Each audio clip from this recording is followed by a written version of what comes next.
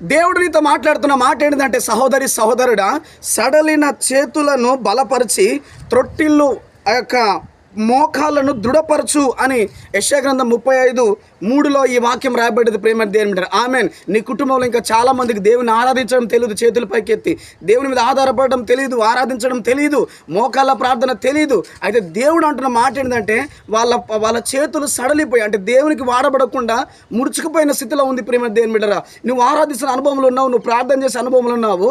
దేవునితో మాట్లాడుతున్న మాట ఏంటంటే, నీ భార్యకు ప్రార్థన నేర్పు, లేదంటే నువ్వు భర్తకు నీ ప్రార్థన, నీ పిల్లలకు నేర్పు, నీ కుటుంబీకులకు నేర్పు, నీ తల్లిదండ్రులకు నేర్పు, నీ సంఘానికి నువ్వు ఆరాధించడం నేర్పాలి, నువ్వు మోకాళ్ళ ప్రార్థన జీవితం నేర్పాలి అని ఎంతోమంది సడలైన చేతులు ఆ యొక్క త్రొట్టిల్లు పైన మోకాలు కనబడుతున్నాయి. ప్రేమ దేని బిడ్డరా, నువ్వు వెలుగుతున్న ప్రకారంగా నువ్వు సంఘాన్ని, నీ కుటుంబీకులు నువ్వు వెలిగించాలి, వారిని స్థిరపరచాలి, వారిని దృఢపరచాలి అని దేవుడు మాట్లాడుతున్నాడు. దేవుని కృపనికి తోడని నడిపించును గాక.